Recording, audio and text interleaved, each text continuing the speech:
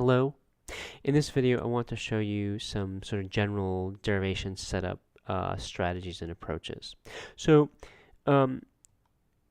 let's suppose, and I'm going to go through and sort of for each of the different kinds of sentences talk about what the setup should look like. So first thing we have, you might be trying to show a sentence letter. So here I would make an indirect assumption. You may or may not need it. In the derivations we did in the first half of the course, we didn't use assume ID when we were trying to show sentence letters, but it's fine to say assume ID. It's not going to stop you from doing anything. It just gives you more resources. The only drawback is that, oh, maybe I have an extra line that is distracting and my derivation is longer than it needs to be, but that's very rarely going to be sufficiently confusing, and it's better to have that resource there. So if you have a sentence letter, make an indirect assumption, and then go ahead and put in your premises and proceed. If you have instead a negation, and it might be the negation of a sentence letter, or it might be the negation of a conditional, or who knows, any negation whatsoever, again, make an indirect assumption. Now you have something you can use, and then go ahead and bring in your premises. So if you're starting with a sentence letter, make an indirect assumption. If you're trying to show a negation, however big the thing that's negated is, be you're negating a sentence letter, you're negating a conditional or something, whatever it is, make an indirect assumption. Okay. What if you're trying to show a conditional? Well, you always want to make an assumption, and when you can, you want to make a conditional assumption, so you should make a conditional assumption when you're trying to show a conditional. Now, in the past, then the next step would have been to bring in the premises, but you can always just immediately say show consequent, because once you get 3, once you box and cancel 3, you can do CD of the whole thing. So it's not going to hurt you to introduce this show line. Again, it might make the derivation longer than it needs to be.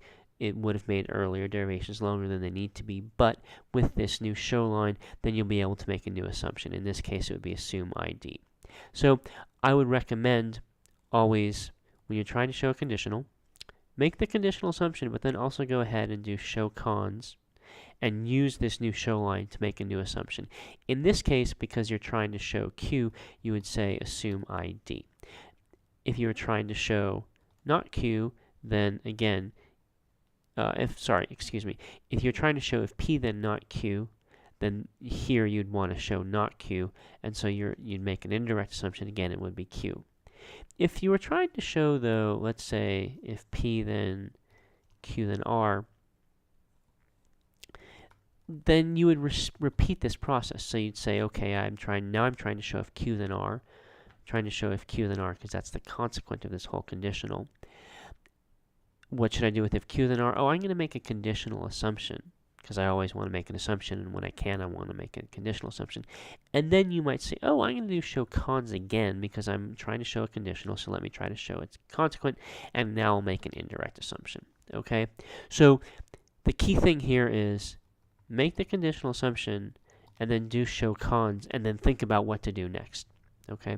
So, but no matter what, or always, it makes sense to do assume CD, and then show cons, and then work with that new show line. So that's what you want to do if you're trying to show a conditional. Okay, good. What about if you're trying to show a conjunction? Well, what you are going to want to do in the end is get one of the conjuncts, get the other conjunct, and put them together with a join, and you will have an indirect derivation. Good. So that's, again, you may not have to do both of these subderivations, but it's not going to hurt. And once you have this show line, you can make an assumption. In this case, because it's Q that or P that we're trying to show, we'd say assume ID. But we could be it could have been that we're trying to show if P then Q and R, so then we'd say show if P then Q, and here we'd say assume CD instead of assume ID as it was before. But the point is, we always want to do these two separate show lines and then put them together. And there are commands in the program to make that easier for us. Show conj will stick in the conjunct, either conjunct for us. And so we can use it to write both of those show lines, and then again, we apply a join to get what we need for a direct derivation. And whenever you have a show line, you should be making an assumption. So here would be assume CD, and here it's assume ID. Okay, so that's for showing a conjunction. And biconditionals are basically the same because biconditionals are just conjunctions of conditionals. What we want to do is show if P then Q, and then show if Q then P, and then put them together. Okay, good. So again, with each of those show lines, you should be making an assumption, and if you're following the previous advice, you would say show cons there as well. And you would do the same thing with the other conditional.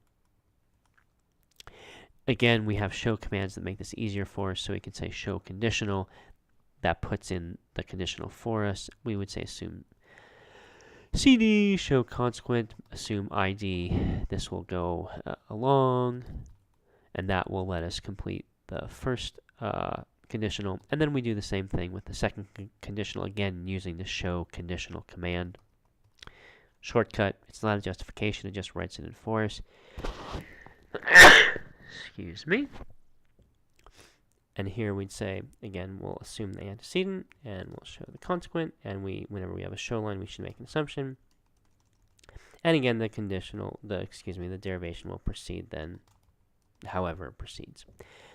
Finally, having gotten these two biconditionals, we can put them together, and we get our conclusion. So the minimum thing here is, show both of the conditionals. There we go. And you can use the show con shortcut to put those in for you, and you should be making assumptions off of both of those show lines, and probably doing show consequent as well for each of the two different conditionals. Okay, so we've done sentence letters and negations. Do assume ID, and then go ahead. With conditional, you say assume CD, show the consequent, and then work with that next show line. With a conjunction, you show each of the conjuncts separately, put them together. With a biconditional, you show each of the conditionals separately, put them together. And finally, what about a disjunction? What should we do with a disjunction? This could be tricky, but there are different things you might do here. The most straightforward thing is to use the rule de Morgan's that I've been talking about in previous videos. So we'd say assume ID. Okay, good. That gives us negation of P or Q. We can apply de Morgan's to that, which turns it into a conjunction of negations, and we can then simplify that. So when you apply de Morgan's at with line 2, you have the negation of a disjunction. What can you do with that? Not very much. But with line 3, if you turn line 2 into line 3 with de Morgan's, then with line 3 you have a line that you can do a lot with, because you can simplify it and you get not P, and you also get not Q, and then you have a bunch of resources to go ahead and try to get a contradiction using your other premises. So this is the way you want to set up if you're trying to show a disjunction. Of course, to do this, you have to have DM enabled, and there are different versions of it, but this version, you have to prove theorem 66. So if we go in here and click select, it's 2.066. Here it says, right, to enable DM 2 and 4, prove theorem 66. So that's what you want to do in order to enable DM 2 and 4, which you want to do for this strategy. So in the video in the file associated with this video, there are PowerPoint slides that show you the setup for each of these different derivations. So I'd suggest that you download that file and have it handy, maybe print it out, so that you can know, okay, these are the different strategies that I should be employing to set up my derivations, depending upon what kind of sentence the conclusion is. So I hope that's helpful. If you have any questions, please let me know. Good luck deriving.